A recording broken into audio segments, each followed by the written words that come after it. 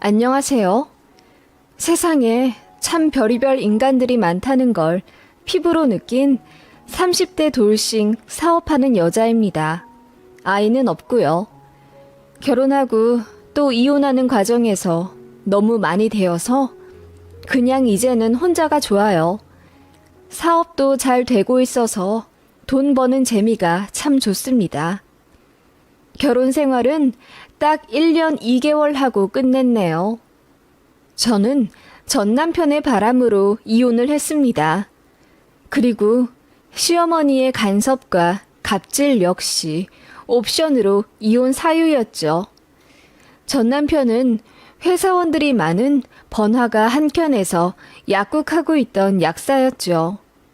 그때 저는 전 남편이 운영하고 있던 약국 근처에서 출퇴근하던 평범한 직장인이었고, 제가 기관지가 약해 약국을 자주 갔었는데, 그러다 우연히 전 남편의 약국을 방문하게 된 거였죠. 첫 방문이 감사하다면서 비타민 약을 한아름 건네주더라고요.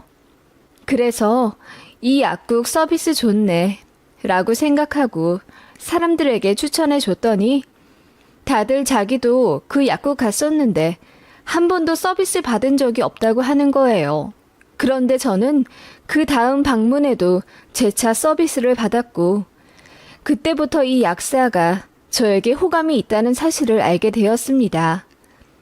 사실 저도 마음에 꽤 들었던 터라 자연스럽게 눈길이 오가게 되었고, 전 남편이 먼저 용기 내어 저에게 명함을 건네주었어요.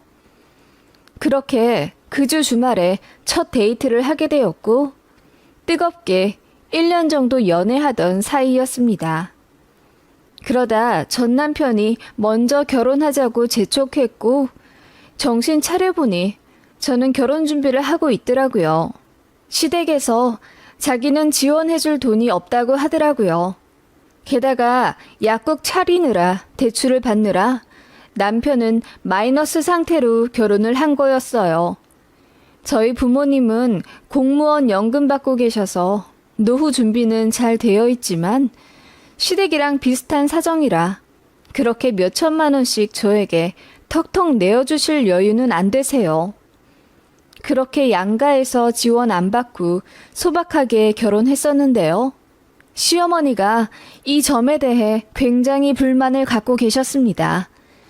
연봉 3천만 원대의 평범한 회사원이 전문직인 약사와 결혼을 하는데 어떻게 친정에서 아무것도 안 해올 수 있냐는 거죠. 그런데 말이 약사지 남편은 재수를 오래 하다가 약대 들어간 거고, 그 대학교 학비도 전부 학자금 대출받아 공부한 거예요. 그리고 폐의 약사 좀 하면서 그 빚 겨우 갚자마자 다시 대출 내어 약국 차린 거고요. 저랑 결혼할 때 남편 명의 대출금만 1억 7천이 넘었습니다. 보증금이랑 권리금 이것저것 전부 다 빚내서 마련한 거거든요. 남편 월 매출은 1,000에서 1,200만 원 정도 왔다 갔다 하는 듯 했고, 거기서 월세며 원금이랑 대출이자 갚고 나면 수중에 500에서 600만 원 정도 남더라고요. 그런데 결혼하고 나서 남편이 갑자기 약국을 확장 이전하고 싶다 하더라고요. 아는 동네에 메디컬 센터가 크게 지어진다는 소식을 들었다면서 그쪽에 빨리 가야 한다는 거예요. 얘기 들어보니 좀 무리한 계획인 것 같아서 말렸더니 남편이 자기를 무시한다며 화를 내더라고요. 그래서 결혼 초 부부싸움을 좀 크게 했습니다. 그런데 시어머니가 들이닥쳐서는 왜 내 아들 결정에 네가 이래라 저래라 하는 거야? 약사랑 결혼하면서 뭐 하나 해오지도 않더니 니네 친정에서 그리 가르쳤다던? 이라고 소리를 지르시더군요. 솔직히 결혼한 지 얼마 되지도 않았고 시어머니 눈빛이 되게 매섭고 말투도 거치세요. 약사 아들 키웠다는 자부심도 대단해서 그 기에 저도 모르게 눌리며 신혼을 보냈던 터라 뭐라 대답도 잘 못하겠더라고요. 남편은 오기를 부리며 저와 상의 없이 2억 정도 추가 대출을 받아 그 동네에 약국을 차렸고 폐의 약사도 고용해 본격적으로 대형 약국을 운영하기 시작하더라고요. 예상대로라면 남편 약국 개업한 6개월 뒤가 메디컬 센터 오픈 예정일이었고 사업하는 사람들이 의뢰 그렇듯이 알박기를 하며 미리 기다리는 거였어요. 그간 마이너스 나는 건 당연히 몇 달 안에 다 회복 가능하다고 예상했었고요. 남편이 조금 발빠르게 개업을 했었기 때문에 하루에도 몇 번씩 약사들이 찾아와 권리금 얼마 줄 테니 자기네들한테 넘겨라 컨택을 하고 그런다 하더라고요. 남편은 이제 성공이 머지 않았다고 생각해서인지 매일 으스대며 저에게 그것 봐, 내 말이 맞지? 이제 메디컬 센터만 오픈하면 한 달에 1억은 우스워. 너 나한테 잘해야 돼. 알았지? 라고 하더군요. 사실 저는 어떤 호재든 완벽히 장담할 수 있는 건 없다고 생각해서 그 메디컬 센터 들어오는 거 확실하냐고 몇 번이나 재차 물어봤었죠. 그런데 남편이 후원장담하더라고요. 확실한 사람한테 술값 100만 원 지불하고 얻은 고급 정보라면서요.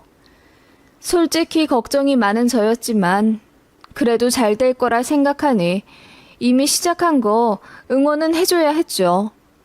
시어머니도 저한테 그것 봐라. 우리 아들이 다 생각이 있다니까. 잘 모르면 그냥 조용히 하고 내조나 할 것이지.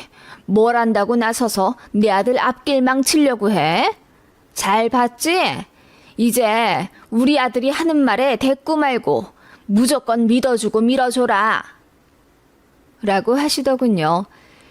그리고 저더러 이제 돈 잘 버는 약사 마누라 될 거니까 시댁에도 충성하고 살라며 더욱더 심하게 갑질하기 시작하셨고요. 시댁 제사가 1년에 3번인데 그때마다 저더러 그날 휴가를 내서 음식을 만들라 하시더군요.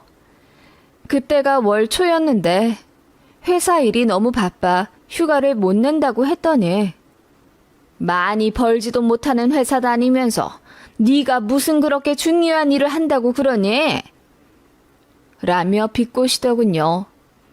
그러면서도 절대로 자기 아들만 돈 벌게 해서는 안 된다며 외벌이를 반대하시더군요. 그럴 거면 제 직장을 무시하질 마시던가요. 그리고 시댁이 시할머니도 모시고 살고 있었는데 시어머니가 어느 날 그러시더라고요. 우리 아들 약국 잘 되면 집 하나 사달라고 할 거다. 그래서 니들이랑 합가할 거야. 너도 네 시할머니 모셔야지. 별 스펙도 없이 약사 마누라 됐으면 네가 가정에 희생해야 한다. 사람이 얻으려고만 하면 못 써. 라고 하시며 합가 예고도 미리 하셨어요. 이래저래 참 쉽지 않은 결혼 생활이었지만 저도 시어머니한테 은근히 가스라이팅 당해서인지 점차 세뇌되어 가고 있었던 것 같아요. 참 바보 같지만요. 그런데요, 참 충격적인 일이 있었습니다. 남편이 고용한 폐의 약사랑 바람이 났어요. 메디컬 센터 들어오기 전에 약국 알박기 하고 있었던 터라 그렇게 바쁘지 않은 몇 달 동안 둘이 한가하게 커피도 마시고 드라이브도 하면서 눈이 맞은 거죠. 알게 된 계기도 참 잔인합니다. 1주년 결혼 기념일이 당장 이틀 뒤였어요. 그래서 그날 뭐 할까 남편한테 물어봤더니 바빠서 어딜 가지 못할 것 같다는 거예요. 미안하지만 저 혼자 케이크 사서 촛불 켜고 자축하라 하더군요. 서운한 건 둘째 치고 남편의 야근이 잦아지길래 걱정이 되어서 밤에 약국으로 찾아갔다가 그 년놈들이 서로 스킨십 하는 걸 보게 된 거죠. 제가 울부짖으며 둘이 뭐 하는 거냐고 소리치자 그것들이 그제야 떨어져 머쓱하게 서 있더군요. 남편은 미안하다고 실수라며 사과했지만 저는 너무 충격받아 몸에 힘이 하나도 안 들어가더군요. 쓰러지고 만 거죠. 그 바람에 친정도 사실을 알게 되었고 한달음에 저희 신혼집 달려와 김서방, 자네 어떻게 결혼 1년도 안 되어 바람을 필 수가 있나? 자네가 사람이야? 라며 멱살을 잡았는데 시어머니가 나타나서는 그만하세요. 우리 아들 몸 상합니다. 우리 아들이 너무 순진했죠. 여자 직업도 안 보고 얘 좀 이쁘고 몸매 좋다는 이유로 그렇게 사랑 하나만 보고 홀랑 결혼한 거죠. 같은 전문직에 더 젊고 예쁜 여자 있으니 눈 돌아갈 법도 하지 않습니까? 차라리 난 잘 됐네요. 애도 안 들어섰는데 그냥 이혼시킵시다. 라고 하시더군요. 그 말에 친정 부모님도 충격받고 큰 상처받아 할 말을 잃으셨고 그 모습 보니 저는 더 분노할 수밖에 없었습니다. 그래서 시모 보는 앞에서 남편 싸대기를 연거푸 내려쳤더니 시어머니가 그냥 이혼을 해. 네가 뭔데 우리 귀한 아들 때리냐? 너 고소할 거야? 라고 하시더군요. 네, 고소하세요. 저도 막 고소할게요. 배우자 불륜으로 이혼하게 됐는데 저라고 참을 이유 없죠? 라고 했더니 시어머니가 불그락 푸르락 하더군요. 남편도 고개만 떨구고 있다가 하는 말이 미안, 나 그 여자 많이 사랑하게 됐어. 그래, 엄마 말대로 나도 너무 조건을 안 보고 결혼한 거지. 사람마다 어울리는 짝이 있는데 내가 너무 순진했어. 우리 이혼하고 서로 갈 길 가자. 너도 나 같은 사람한테 상처받았잖아. 다른 좋은 남자 만나. 라며 위선을 떨더라고요. 그 모습에 구역질까지 나더군요. 결혼이 장난이야? 내가 마음에 안 들었으면 처음부터 파혼을 하든가 아님 만나질 말든가. 너나 니네 엄마나 최악이다. 라고 했더니 옆에서 듣고 있던 시어머니가 돈 못 버는 직장인 주제에 그럼 엎드려 자락이라도 했어야지. 다 포기하고 너 택한 이유가 뭐겠니? 네 시댁에 잘하고 우리 아들한테 잘하라고 결혼시켜 놓은 거다. 네 주제를 알아. 그럼 너도 다른 집 며느리처럼 시댁 와서 시어머니 밥상 받고 사랑받고 그럴 줄 알았니? 라고 하시는데 서러워서 눈물이 막 나더라고요. 사랑까진 기대도 안 했습니다. 어머님이 처음부터 저 별로 안 좋아하신 거 알고 있었으니까요. 그래도 저 시댁 한 달에 2-3번은 꼭 갔었고 남편 없이도 종종 방문해 시할머니 말동무도 해드리고 어머님이 시키는 온갖 잡심부름 다 했네요. 그런데 회사 일 다니느라 시댁에서 오라는 거 몇 번 거절했더니 그게 그렇게 거슬리셨나 봐요. 본인 말은 절대로 거역하면 안 되는 국법인가 봅니다. 소송 걸려다가 제가 너무 머리 아플 것 같아서 그냥 최대한 조용히 깔끔하게 이혼하기로 했습니다. 그래서 서로 합의하에 집도 바로 내놨습니다. 전세로 살고 있었는데 다행히 다음 세입자가 며칠 만에 구해졌거든요. 위자료 대신 가전 가구 전부 제가 팔아버리고 전세 보증금 일부에서 2천만 원 달라고 해 그것도 받았습니다. 그 과정에서 시어머니가 또 개입해 왜 저한테 위자료를 주냐고 남편을 닥달했다네요. 그러더니 저한테 전화를 해서 너 장사하니? 그 돈을 받고 싶어? 가뜩이나 우리 아들 지금 대출 때문에 여유 없는데 그 돈을 기어이 가져가야겠어? 라고 하길래 싫으면 바람피지 말았어야죠. 이혼 소송해도 그거보단 더 받아요. 어떻게, 뭐 소송해요? 빨리 이혼하라고 해서 깔끔하게 끝내는 건데 지금이라도 소송 걸어요?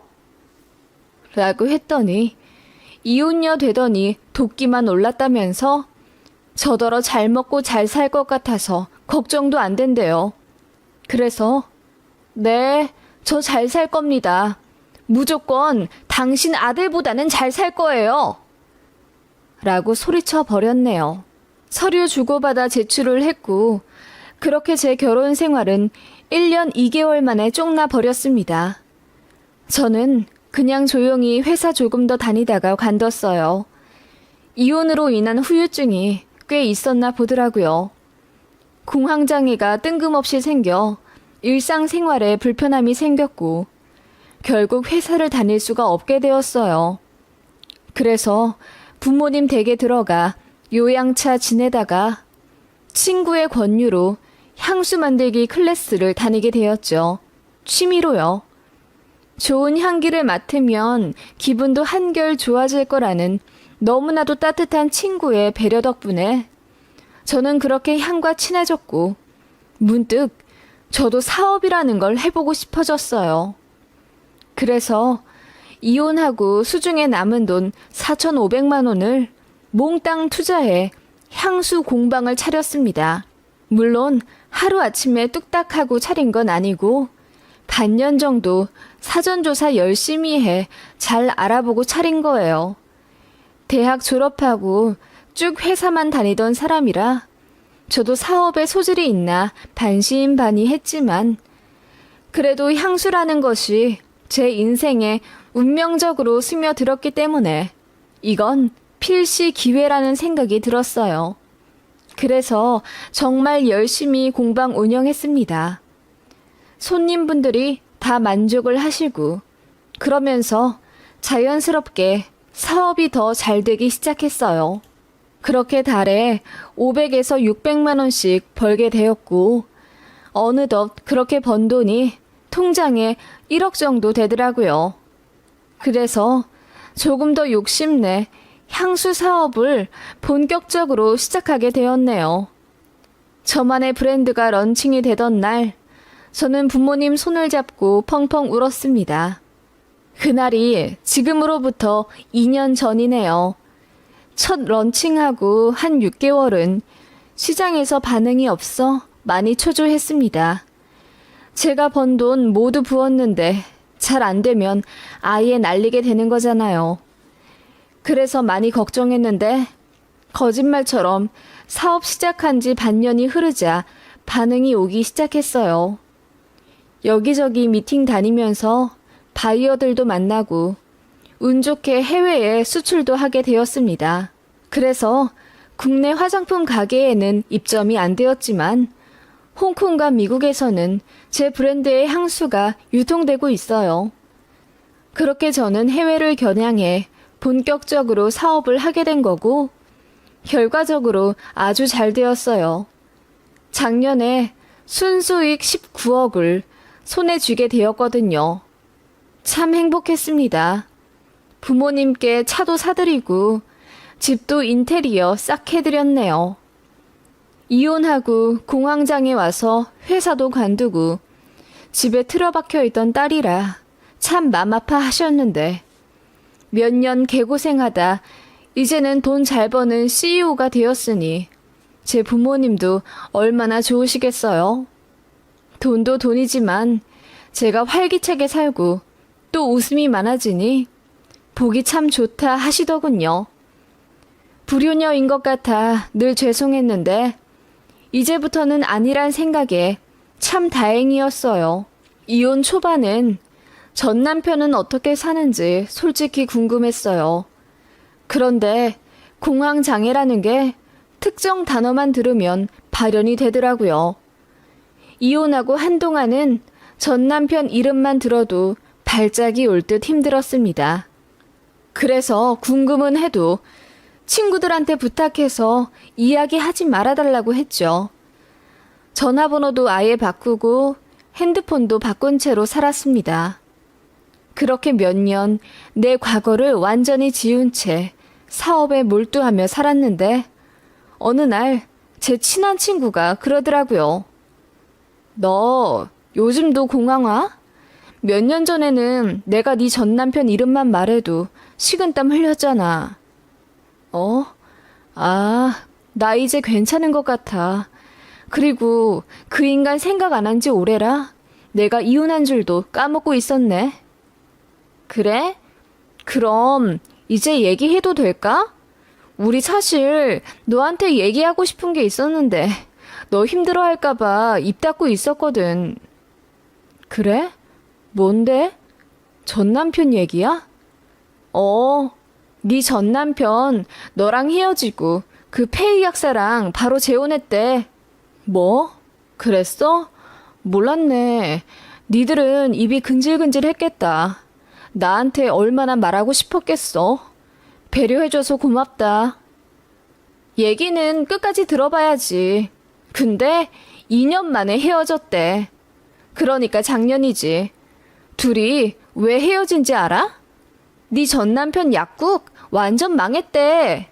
메디컬 센터 들어온다고 했잖아. 그랬지. 그래서 전 남편이 미리 근처에 약국지어서 알바끼 하고 있었고. 그런데 그 메디컬 센터가 경영권 싸움이 나서 결국 흐지부지 됐었나 보더라고. 한 1년 끌더니 오픈 안 했대. 아, 그래? 그럼 1년 동안 적자만 났겠네? 그렇지. 둘이 부부 약사하면서 돈 왕창 땡길 희망만 갖고 있었고 적자 나는 거 그 와이프 명의로 대출 더 받아서 메꾸고 있었는데 메디컬 센터 안 들어온다고 하니 완전 빚만 떠안고 망한 거지. 친구가 입에 침을 튀기며 이야기하더군요. 그러면서 역시 권선징악은 있다며 저더러 이혼하고 잘 빠져나왔다고 신의 한수라며 엄지를 치켜 세워주더군요. 속이 시원하면서도 어쩐지 싱숭생숭 하더라고요. 그래서 인터넷에서 그 사람 약국을 몇 년 만에 검색을 해봤죠. 정말 폐업 처리되어 있더라고요. 그 메디컬 센터에 관한 기사도 많이 나 있었나 보더라고요. 제 인생 열심히 살다 보니 몰랐네요. 그런데 정말 뜬금없이 전 남편한테 연락이 왔습니다. 모르는 번호로 전화가 와서 받으니 전 남편이더라고요. 내 번호 어떻게 알았냐고 했더니 아는 사람한테 저 사업 시작한 거 진작 알고 있었다면서 인터넷으로 간간히 제 이름을 쳐봤다는 거예요. 기분 들어오니 그러지 말라고 했습니다. 전화도 차단하겠다고 했더니 그 인간이 애걸복걸 빌며 나랑 커피 한 잔만 마셔주면 안 돼? 그냥 너 어떻게 지냈는지 너무 궁금했어. 우리 싸운 정도 있는데 그 정도도 못해? 라고 하길래 싸운 정? 우리한테 정이 있었나? 그래서 결혼한 지 1년도 안 돼요. 바람이 난 거야? 왜? 너 작년에 이혼하고 나니 외롭고 심심해? 그래서 전 부인 생각이 나니? 아니, 전전 부인이지 나는? 지금 차례로 전화 거는 거야? 다음은 전 부인 차례? 라고 웃으며 말했더니 전 남편이 당황해하며 이혼한 거 어떻게 알았냐고 묻더군요. 알 바 아니고 나는 현생 바빠서 신경도 안 쓰인다. 그냥 오늘 날씨가 맑고 내일 비 온다는 일기예보랑 다를 바 없는 뉴스라고 했더니 전 남편이 아무 말 안 하더군요. 다신 연락하지 말라고 하고 끊었습니다. 그런데 며칠 뒤 상상도 못한 인물에게 전화가 오고 말았죠. 바로 전 시어머니였습니다. 거래처인 줄 알고 전화 받으니 나다, 용준이 애미 라고 하길래 기절초풍할 뻔했죠. 반겨주지도 않을 사람한테 아들이랑 엄마가 왜 이렇게 사이좋게 전화들을 하고 그러세요? 그렇게 할 일이 없으세요? 제가 비꼬듯 말하자 전 시모가 끙하며 얼머무리더라고요. 전화하지 말라고 소리치듯 외치며 끊으려는데 전시모가 대뜸 미안하다. 내가 미안했어. 너한테 모진 소리 많이 했지? 내가 잘못했다. 너한테 많이 미안해하고 있었어. 반성도 많이 했고. 그러니까 딱 한 번만 우리 아들이랑 커피 한잔 해줄 수 없겠니? 라고 하길래 기가 차서 대꾸도 안 하고 차단해버렸습니다. 그렇게 더러운 기분으로 사무실 출근하는데 회사 앞에 웬 모르는 낡은 경차가 한 대 있더라고요. 요즘도 이런 걸 타고 다니나 생각하며 지나치는데 그 차 안에서 누군가 나오더니 자기야 라며 웬 남자 목소리가 저를 부르더라고요. 뒤돌아보니 전 남편이었고 조수석에서 슬그머니 전시모도 나오더군요. 참나 대출 많아도 곧 죽어도 외제차 타야 한다고 하더니 어디서 다 쓰러져가는 경찰을 몰고 와서는 저를 찾다니요. 전 남편은 제가 만나주지 않으니 인터넷 뒤져 제 사무실을 찾아냈더라고요. 그리고는 두 손 싹싹 빌며 제발 커피 한잔하며 이야기 좀 나누자고 하더군요. 대체 뭔 얘기를 하고 싶길래 두 모자가 안면 몰수하고 나타났나 싶어 여기서 얘기해보라니 전시모가 그래도 예전 인연이 있는데 길거리에서 얘기하는 건 좀 그렇지 않니?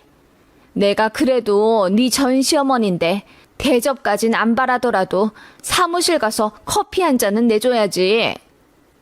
라고 하길래 제가 웃으며 대접받을 자격이 없으신데요? 가세요. 경찰 부르기 전에. 라고 했더니 기분이 상한 듯 얼굴이 불그락 푸르락 하더군요. 그 모습에 전 남편이 서둘러 전신모를 맞고선 제발 다시 한번 재결합의 기회를 줄 수 없겠냐 하더군요. 언감생신 말도 꺼내지 말라고 했습니다. 한 번 더 연락하면 스토커로 고소한다고 했죠. 그랬더니 전시모가 우리 아들 너도 알다시피 잘 안 됐다. 좀 가엾게 봐줄 순 없겠니? 그래 당장 다시 시작하길 바라는 건 아니야. 친구로 시작할 수 있는 거잖니. 그리고 친구란 모름지기 어려울 때 서로 돕는 거고. 라고 하길래 서울역 노숙자를 도우면 도왔지 전 남편 따위는 거들떠도 보지 않겠다고 했습니다. 그랬더니 전신모가 참다 못해 소리를 버럭 지르며 우리 아들 지금 빚만 한가득이고 이혼 2번이나 한 불쌍한 애야. 애초에 너랑 결혼하지 않았더라면 그래서 첫 단추만 잘 끼웠더라면 내 아들 인생 이렇게 꼬이지도 않았어.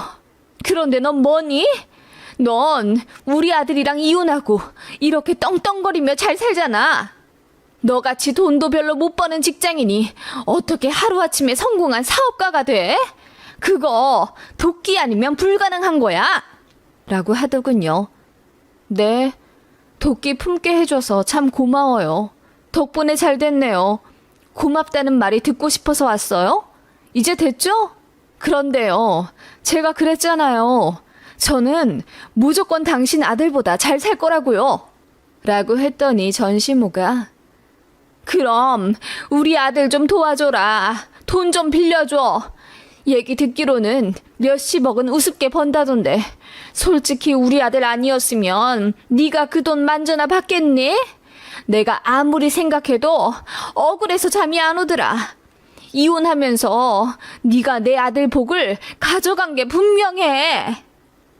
라고 하면서 제 팔뚝을 막무가내 잡는 겁니다. 저더러 책임지라고요. 그래서 뿌리치려고 하니 저를 막 밀더라고요. 그 바람에 건물 옆 쓰레기 있는 곳까지 밀려나게 됐죠. 그런데 손에 닿는 게 된장 같은 게 가득 들어있는 통이더라고요. 옆 건물에 백반집이 있었는데 거기서 쓰다 남은 오래된 막장인 듯 싶었습니다. 그래서 그걸 전시모에게 던져버렸죠. 그러자 보기 좋게 얼굴에 정통으로 맞아 흘러내리더군요. 전시모가 소리를 지르며 방방 뛰길래 제가 가방에서 물수건 하나 꺼내 전 남편에게 던지듯 줬습니다. 나는 정당방위다. 신고하려면 해봐. 너랑 네 엄마도 스토커로 고소당하지. 가뜩이나 없는 돈에 벌금까지 낼 수 있겠어? 라고 했더니 전 남편은 고개를 떨구며 아무 말 못하더군요. 그날 이후로 전화는 당연히 없고 사무실로 찾아오는 일도 없더군요. 아무래도 찜찜해서 사무실은 옮겨버렸습니다. 안 그래도 이사 예정이 있긴 했었거든요. 속 시원합니다. 그 자식 망한 거요? 아니요. 전시모 얼굴에 썩은 된장 발라버린 게 그렇게 꼬숩고 시원해요. 무시하던 전 며느리한테 된통 당하니 얼마나 화딱지 났을까요? 그날만 생각하면 푸하하 웃음이 나네요. 앞으로 부모님께 더 효도하면서 사회에 좋은 일 하는 멋진 사업인 되겠습니다.